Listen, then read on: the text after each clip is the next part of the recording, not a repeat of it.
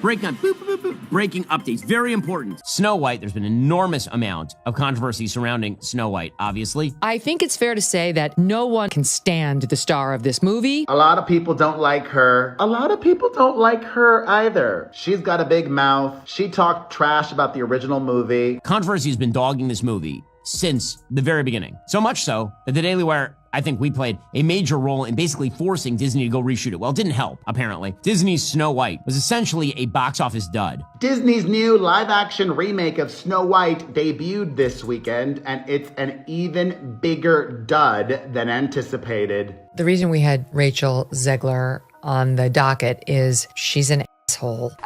Disney is having its own problems. They're finally releasing the latest adaptation of Snow White, but they're scaling back the Hollywood premiere of the film. Kinsey, why is that? Because Rachel Zegler is a PR nightmare. And now you better have a good reason to get people to the theaters, and this ain't it. The movie apparently is not very good. I haven't seen it yet. I would be shocked if it were. Again, the star, Rachel Zegler, is unbelievably charmless in public. Studios really need to go back to what they originally did, which was tell your stars to shut up and not say things, because no one is paying to hear your star say offensive things off the screen. Imagine turning a beloved fairy tale into a corporate nightmare, and then getting absolutely roasted for it by none other than Ben Shapiro. That's the mess Disney finds itself in after Rachel Zegler's performance in Snow White lit up headlines for all the wrong reasons. Zegler didn't exactly embrace the role of a timeless princess. More like she tolerated it with an eye roll and a lecture. And now, Ben Shapiro's here to do what he does best: drag the whole disaster into the spotlight and tear it apart piece by piece. There's a reason why the public has shifted. If you can't avoid this movie, you absolutely should, because it's absolute trash. I know some people like this movie. Some people are stupid. Oops! Oops! From forgotten dwarfs to a script that reads like a Tumblr post, this isn't just a remake, it's a warning label in the making. Now, fair warning, this ride is going to be about as smooth as a carriage losing its wheel on a cobblestone road. If you're feeling squeamish, grab a cushion and don't forget to hit that like button and subscribe if you love your tea served with a side of drama, because believe me, drama is exactly what's on the menu. This is someone who is as entitled as, I don't need your business. You know what? Maybe Disney does. Maybe you're a tool, you're a pawn in this film. You didn't write it, you didn't direct it. You have nothing to do with the creation of Snow White. Right. You should shut up and do the job. Now, one thing about Rachel Zegler is that we know that she's not helping at all one bit. Every time she opens her mouth, it's crisis mode when it comes to Disney, having to backtrack. She talks about how this isn't a fairy tale about falling in love with the prince. This is a fairy tale about fighting your own battle. She's not like the ideal choice for the lead role in Sweet Snow White. Now, one thing that is already universally known at this point by the general public is the fact that Disney is in full-on damage control mode. This is truly, she has to go. I'm sorry, Disney. She has to go. I know this point has been made, but this truly is the worst casting maybe in the history of the film industry. There are a lot of reasons you have to suspend disbelief when you watch a movie like Snow White. There's magic, and there's talking forests and animals that act in human ways and such. But probably the biggest aspect of disbelief you have to suspend is the idea that Gal Gadot, as the wicked witch here, as the evil stepmother, is somehow less good looking than Rachel Zegler. Come on, gang. We ain't blind. Neither of them make any sense for their roles. We've already covered how Rachel Zegler is a terrible choice for Snow White. Gal Gadot, who plays the queen, the first problem is that she's the evil queen. The evil queen is supposed to be envious of Snow White's beauty, and that is just not believable. I cannot buy that Gal Gadot is angry that she's not as beautiful as Rachel Zegler. I cannot buy that. I understand that we're supposed to pretend that disabilities no longer exist or something, but we're not all blind. We can still see. I don't know if that mirror was broken. Has there been a film with worse casting than this? And I don't just mean the Snow White actress. Obviously, she's terrible, but both of them. Oh, man. Hello, Disney. You're going to have to redo your film again because this woman is a pig and you fired Gina Carano for far less than this nonsense. First up, the casting. Disney, in its infinite wisdom, decided to hand the iconic role of Snow White, the sweet, naive princess who sings in the forest with friendly woodland creatures and dwarfs, over to Rachel Zegler. Now, Rachel isn't exactly a household name yet, but you might recall her from a certain high-profile musical adaptation that showcased her enormous vocal talent. So you'd assume, hey, a talented singer to play a Disney princess? This could be awesome. Then they decided to cast Rachel Zegler, who is Hispanic, as Snow White. Now, again, you can cast people however you want to cast people. I really don't care. However, Snow White in which the description of the character is skin as white as snow, lips red as the rose, right? I mean, there's an actual physical description of the part. Not my fault it's written that way. It ain't racist to write it that way. That's the description of the part. That's what it is. The name of the movie is Snow White. Okay. But here's the twist. As soon as the casting was confirmed, we started getting these, shall we say, less than royal comments from Ms. Zegler about the 1937 animated classic. Don't get me wrong, everyone has the right to an opinion, and not every actor needs to worship the ground Walt Disney's footsteps touched. But if you're going to helm a beloved IP, one that has a massive fan base spanning multiple generations, you might want to dial down the dismissiveness. Yet that's exactly what we got in her interviews. She referred to the original cartoon as dated, outmoded, something she was never fond of, and teased that her Snow White would be more about, quote, fighting her own battles than falling in love with the prince. I was scared of the original cartoon. I think I watched it once and then I never picked it up again. Never revisited Snow White again. So I watched it for the first time in probably 16, 17 years. There's a big focus on her love story with a guy who literally stalks her.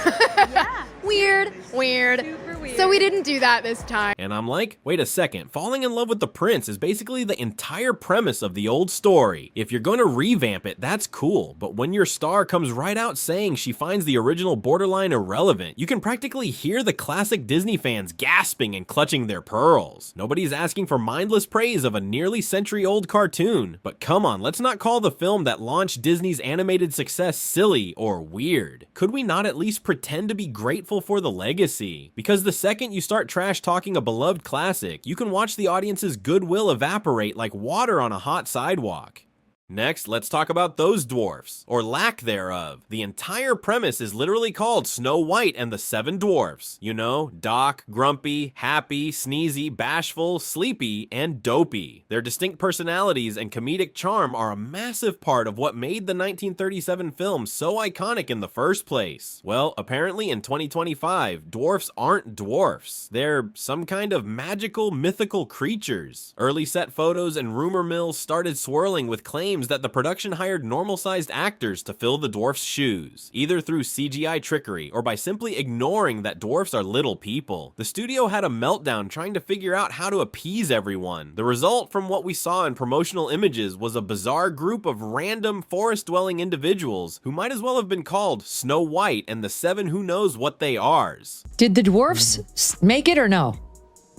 Well, the CGI dwarfs did. Of course, that goes back to the original controversy where it showed that the dwarves were not, in fact, dwarves in Snow White and the Seven Dwarves, because that would be offensive apparently to little people, so instead, they just made the dwarves normal-sized humans, which was idiotic, because that's not the story.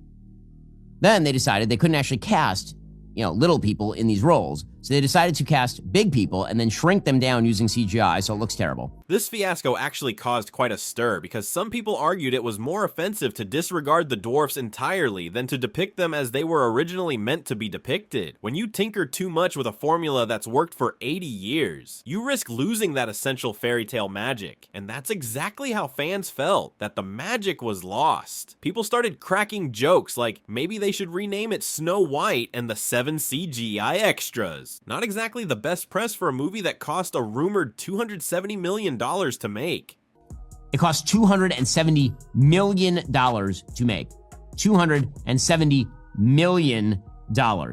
Yes, you heard that right, $270 million. That's the kind of budget you usually reserve for epic space adventures or superhero blockbusters jam-packed with special effects. How does a story about a princess singing to birds require that kind of cash? Well, apparently a good chunk of that might have gone into reshoots, PR, marketing, and yes, possibly some extravagant CGI to replace dwarfs with magical forest friends. That's on top of the typical Disney production plushness, because Disney doesn't do anything halfway. They go all in, for better or worse. The problem is, when you spend that much money, you need a pretty hefty return just to break even.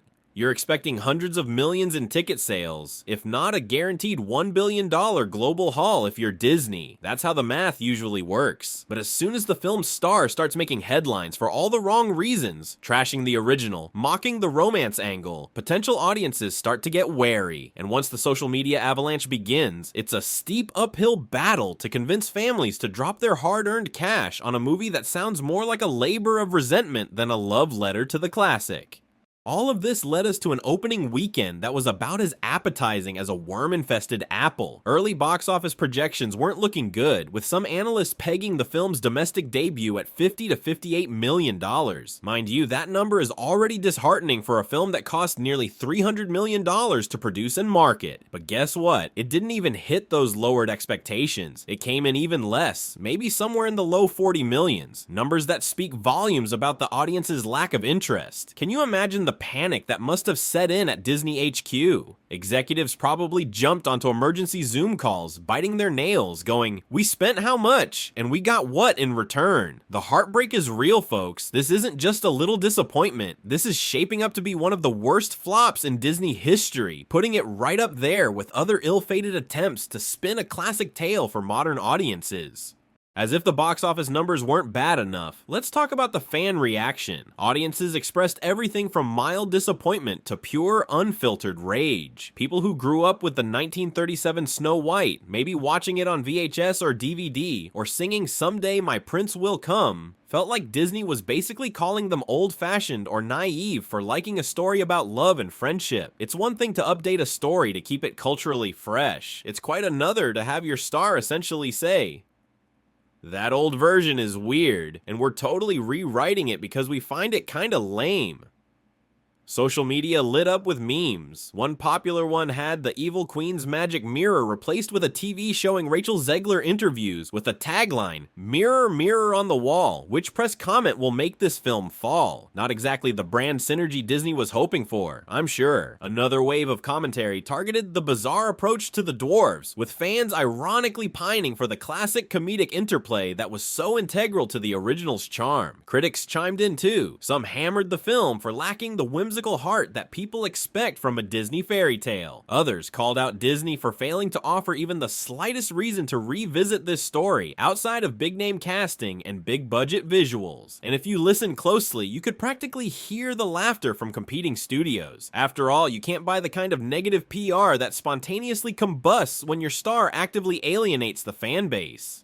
Now let's focus a bit more on the actress at the center of the storm, Ms. Rachel Zegler. By now you've probably heard the jokes and seen the social media takedowns. Every time she opened her mouth, it was like Disney's PR department collectively clapped their hands over their ears, screaming, "Please, for the love of Mickey Mouse, no." She criticized the original's love story, implied she was bored with the basic premise, and generally gave off an air of, "I'm better than this old cartoon nonsense." That's all well and good if you're on a random panel discussion about modernizing fairy tales, but if you're the star, the face, of one of the most beloved Disney characters of all time, that's a big no-no. There was a time in Hollywood when studios had strict rules for their stars' media appearances.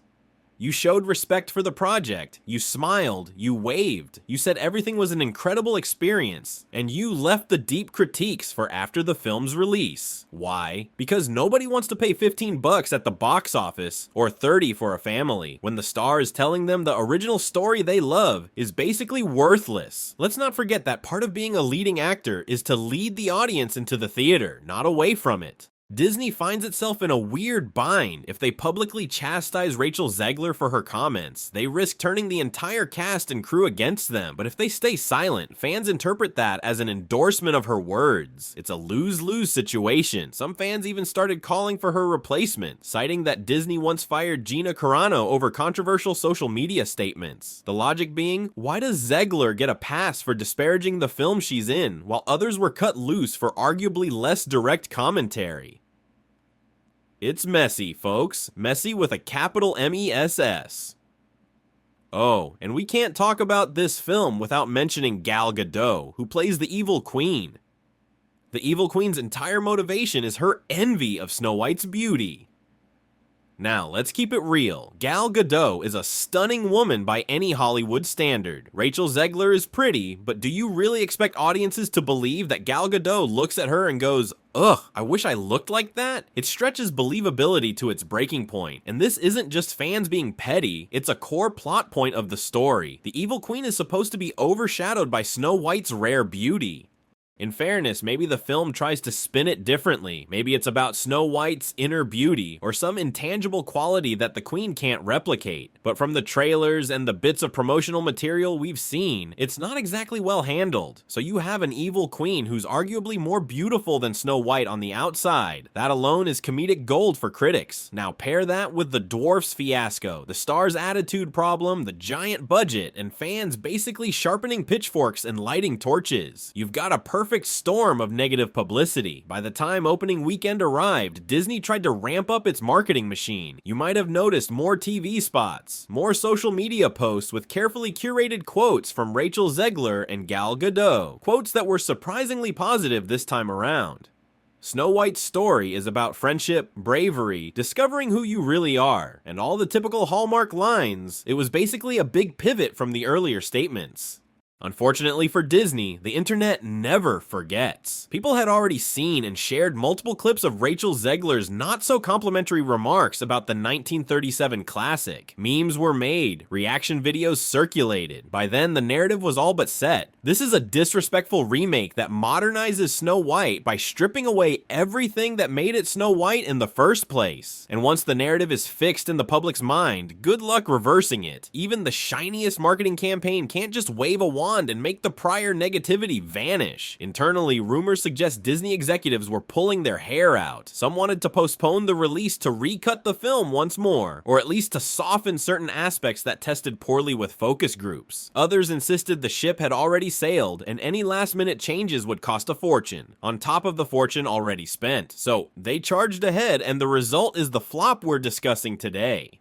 There's something almost morbidly fascinating about watching a giant corporation scramble. Disney, which once seemed unstoppable, has had a series of disappointments, from underperforming sequels to divisive live-action remakes. Snow White might be the tipping point where the general public collectively says, you know what, enough. Look, reimagining classics isn't inherently bad. Disney had success with some live-action updates that respectfully enhanced the original stories. Think Cinderella or The Jungle Book. But those successes leaned into what fans already loved while gently modernizing certain elements. They didn't toss out entire chunks of the original premise or hire a lead who appeared to be insulted by the story she was hired to bring to life. In the world of corporate blockbusters, brand matters a lot. And once your brand is tarnished, especially by the face of your movie, it's an uphill battle to win people back. It's like trying to put out a fire with a tiny paper cup of water. Sure, you might slow the flames temporarily, but that giant blaze is still raging. So what now? How does a film like this shape future decisions at Disney? If you're an executive taking notes, here are a few bullet points you might be scribbling into your "please let's not repeat this again" notebook. When investing hundreds of millions into a remake of a cherished property, it's critical to cast carefully and coach diligently. You can't have your star publicly insulting the beloved source material, a misstep that should be as clear as writing in 72-point font. Updating old stories is fine, and sometimes necessary as culture and social norms shift, but dismissing key elements of what makes the original special sets you up for an inevitable clash with the fan base. For instance, the decision to overdo CGI instead of preserving the inherent charm of the dwarfs, a cornerstone of the fairy tale for over 80 years, illustrates a fundamental miscalculation. These characters have unique personalities and comedic quirks that are central to the story. Replacing them with random magical creatures disrupts the magical experience audiences expect. Moreover, green-lighting a nearly $300 million